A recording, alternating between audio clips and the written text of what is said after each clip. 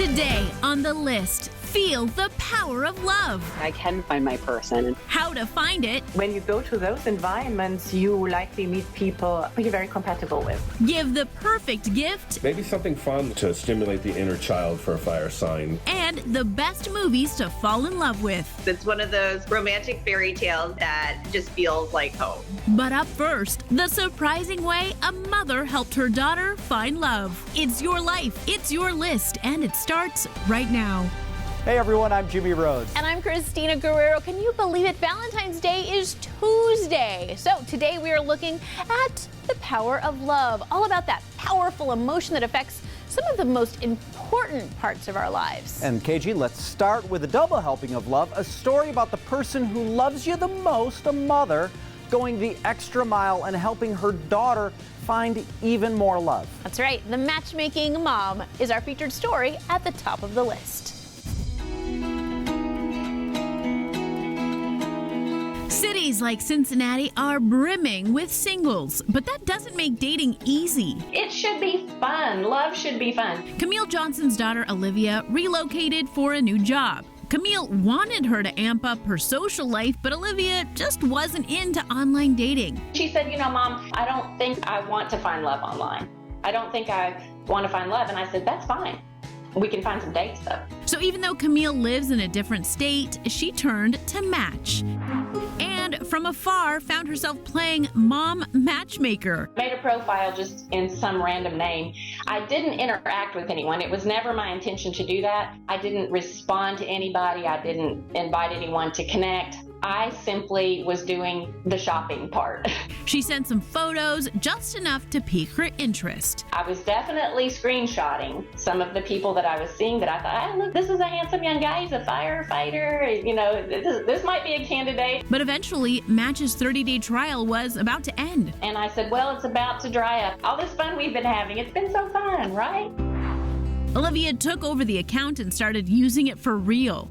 And that's when she met Mr. Right through her own search. She called me and said, Mom, there's something different about this one. And I was like, yes.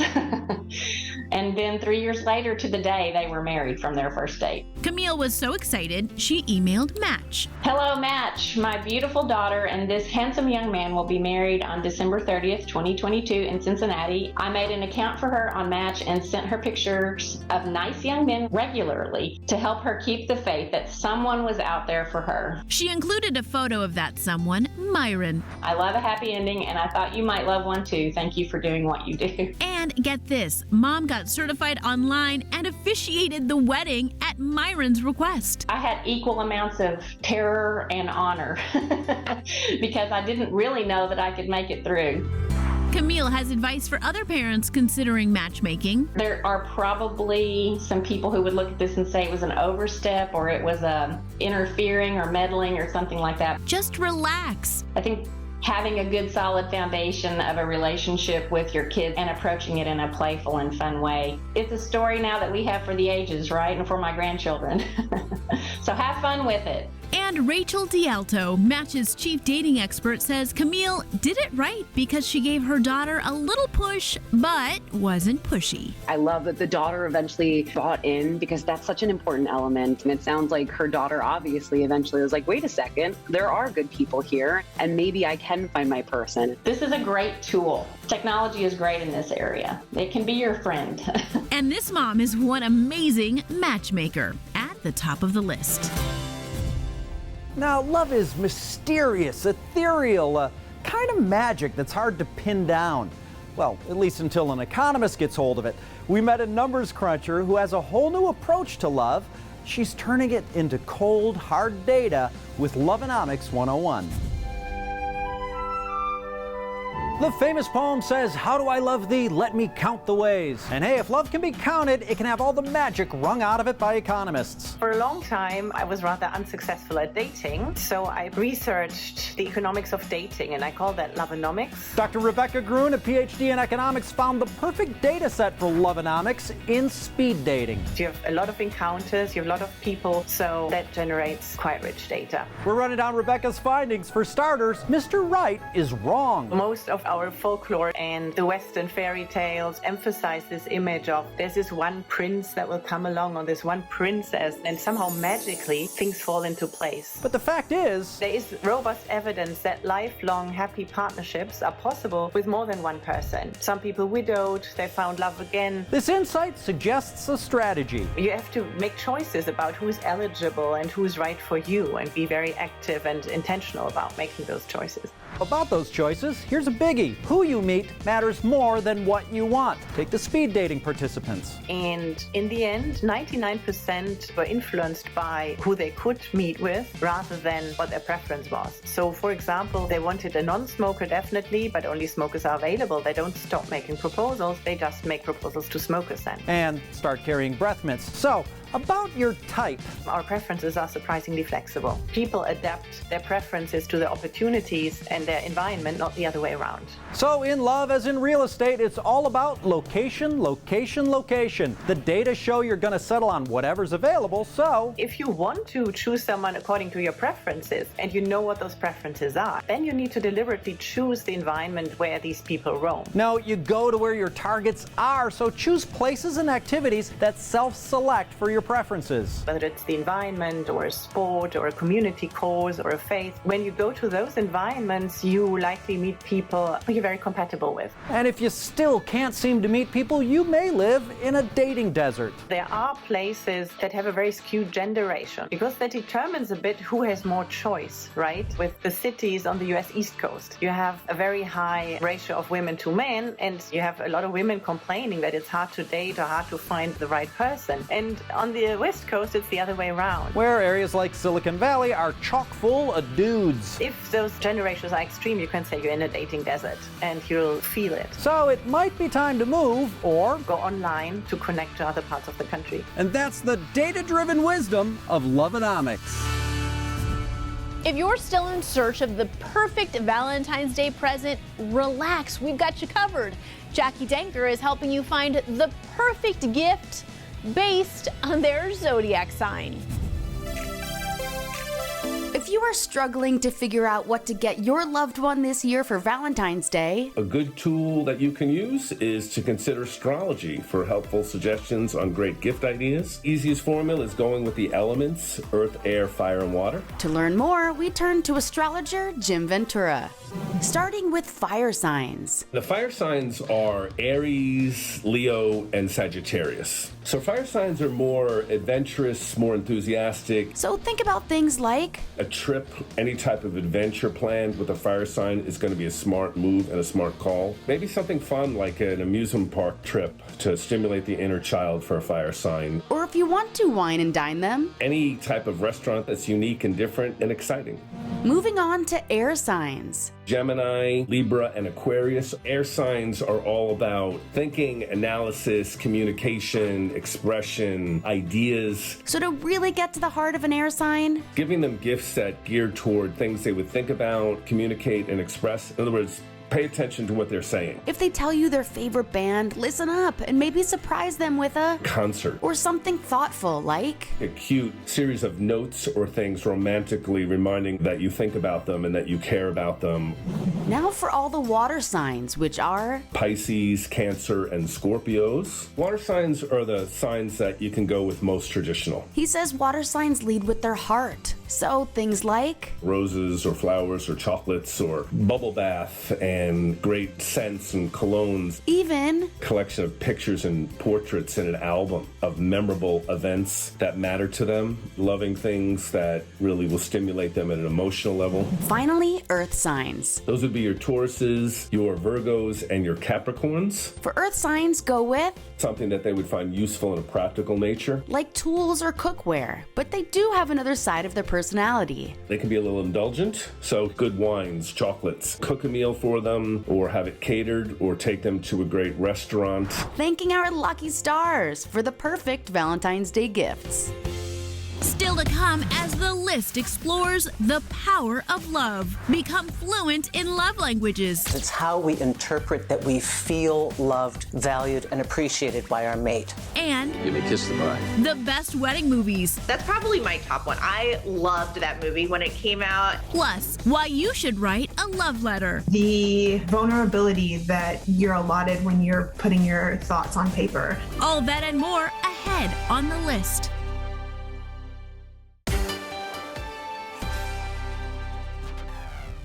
Welcome back. Now, the power of love can sometimes come on strong, like just boom, out of nowhere. Yeah, the only problem with love that hits really hard and really fast is it can lead to a toxic relationship. True. Hattie D. Jamal looks into the phenomenon called love bombing and how to avoid it.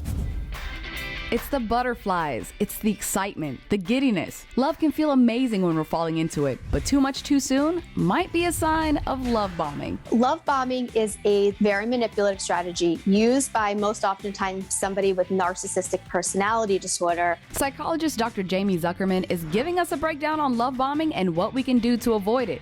But first, we have to understand, what is love bombing? It's characterized by excessive gift giving, talks about marriage and kids on date number 2, but done in a very loving, cute way. And while this may feel great up front, there's more at play. What it's really doing is it's setting up something called an intermittent reinforcement schedule. And that means when the love bombing stage goes into what's called the devaluing stage, that love bombing stage stops without any notice. This leaves the other person feeling confused or that they did something wrong. But before you fall into the devalue stage, it's important to look for the signs early on. Love bombing isn't necessarily affection. Because lavish gifts, grand romantic gestures, and sweet nothings in our ear doesn't sound exactly like a bad time, but if somebody's telling you that you're their soulmate on date number 2, what are they basing that on? They don't know anything about you. So if it feels too good to be true, watch out. It's going to feel like a tidal wave. There's nothing organic about it. It doesn't build. It's very sudden, very fast, and it's very frequent. This game of give and take can cause major self-esteem issues, and Dr. Zuckerman says if you don't want to fall victim to love bombing, it's important to ask the right questions. Does this person enhance your life? Does this person bring out qualities in you that are important? It's easy to get whisked away into the whirlwind of all the fuzzies, but don't lose yourself quite yet. When it comes to your new love, ask yourself, do you do more things that you have interest in? Do you find things more enjoyable? Avoiding love bombing for a bomb life. Now, if you're in a relationship where you just can't click on certain things, it may be that you're speaking different languages. Teresa Strasser's checking out what they are and how they can help us have a more harmonious relationship. If you're having some communication issues in your relationships, it may be because your love languages don't match. Love languages are very important because it's how we interpret that we feel loved, valued, and appreciated by our mate. So there are 5. And to learn about them so we can better understand ourselves and our partners, we turn to relationship expert Susan Winter. First up, words of affirmation. If you want your partner to keep doing the good things they're doing, you have to keep encouraging them by noticing it and acknowledging their contribution. Some words of affirmation could be, I believe in you, I'm so proud of you. This is an important thing to acknowledge always, the good things that your partner is doing. Next on our love language list is acts of service. Oftentimes the person who doesn't articulate how much they care for you will show you by acts of service. She says this means actions, not words. Whether it's cooking a meal or picking up your dry cleaning or walking your dog when you can't, these physical acts of service show I'm going out of my way to assist you because I care for you.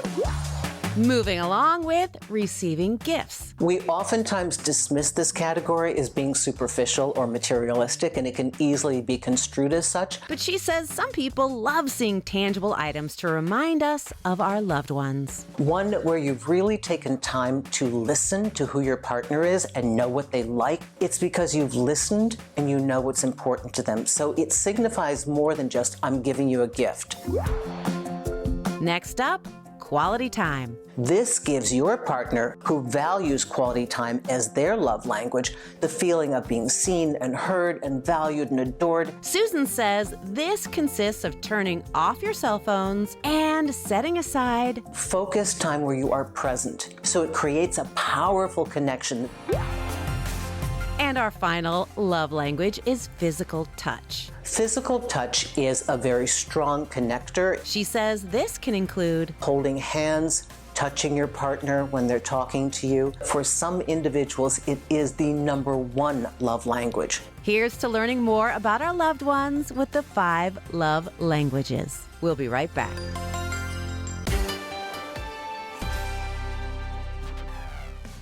We're back. And on the watch list, we continue to focus on the power of love with Tara Lipinski. She's gone from Olympic figure skater to the host of a new show about weddings. So we asked her for a list of her favorite wedding movies. Welcome to Wedding Talk. Watch Tara Lipinski's show Wedding Talk on Crackle, and you'll see real-life ceremonies that look right out of Hollywood. We really cover every different kind of wedding you can think of, and we get to meet the most amazing, beautiful people along the way. But Tara also loves films about tying the knot, so she's running down a list of her favorite movies about matrimony. First up, The Princess Bride. Marriage is what brings us together today. It's one of those romantic fairy tales that you grew up with that just feels like home. When The Princess Bride came out in 1987, critics called it absolute magic. My Wesley will always come for me. Your Wesley is dead. I've seen worse. A dreamy farmhand rescues a princess from a repulsive, evil prince. I feel like it's one of those movies that you never get sick of. You know, you're homesick, you're like, it's time for Princess Bride. We gotta put it on again. Next on our list, The Wedding Planner. While Mary was planning everyone else's love life, she didn't have one of her own. I love Jennifer Lopez, so that's like easy breezy. But just the match with Matthew McConaughey, I mean, that was pretty ideal. Are you okay? You saved my shoe. J-Lo plays a wedding planner who falls for a handsome doctor, then realizes he's the groom in the biggest wedding of her career. I feel like Jennifer Lopez, just her acting, her style, her personality seeps through, and she's just so cute, and it was always just one of my favorites. Next on Tara's list, Father of the Bride. I'm engaged, I'm getting married. Steve Martin plays a dad who panics when he learns his daughter's getting hitched. That's probably my top one. I loved that movie when it came out, and it was just, all of it was so good, so fun. Give me a kiss the bride. Finally, My Big Fat Greek Wedding. May I please date your daughter? No! This bride rocks her traditional Greek family by falling for a guy who's not Greek. I remember thinking, this wedding, this is so much fun. I'm an only child. I need a lot more family members when I get married to make it this fun. She's ready! You can download the free Crackle app and watch Tara Lipinski on Wedding Talk. And that's a look at her favorite wedding flicks on the watch list. We'll be right back.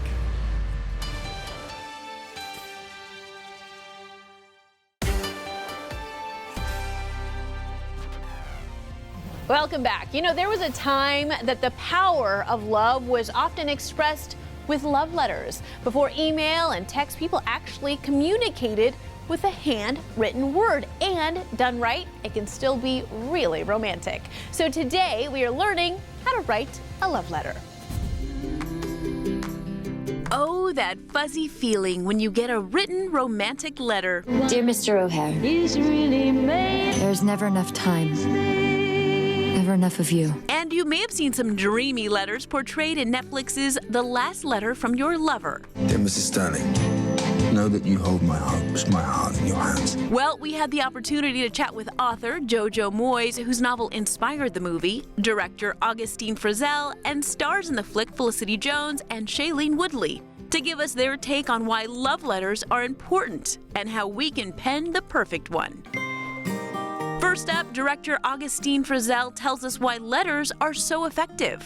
The vulnerability that you're allotted when you're putting your thoughts on paper. I think sometimes it's hard to speak, and sometimes it's hard, especially in the presence of another person, to open up and to just be honest in that way. She says where you may get nervous and jittery in person, if you have time to put it down on paper, I think it just opens you up so much more easily. Next, author Jojo Moyes says when writing, try to let go of any fear. Just don't be afraid to put it out there, because if it goes wrong, at least you can live with the fact that it wasn't meant to be because you told the truth. She says if we don't say everything we want to say, and it didn't work, then you'd always be wondering, if I actually poured my heart out, would it have made a difference? Finally, the leading ladies bring us home with Be Honest. Honesty is always the most sexy and romantic thing that you can give someone. Honesty, authenticity, and vulnerability. I think that's the whole reason for writing a letter, is to be truthful. And it's probably the best, it can be the best way of doing that. Now, excuse us while we run to the mailbox, because now we know how to write the perfect love letter. Such great advice, and it is true, a written love letter is the best. I completely agree, because you can add emojis and GIFs and stuff like that. No, Jimmy, not writing a text, writing a letter. Sometimes I worry about you. I really worry do. about me too. Friends, thanks so much for watching The List. We'll see you next time. Monday on The List, how to simplify cleaning your house. I'm less overwhelmed and more efficient. Plus, use improv to improve your love life. If you're putting all the skills to use, it'll strengthen your relationships with your partner. And skip the flowers. We have the perfect gift for Valentine's Day. You're showing how much you care for the person that you're giving it to. Monday on The List.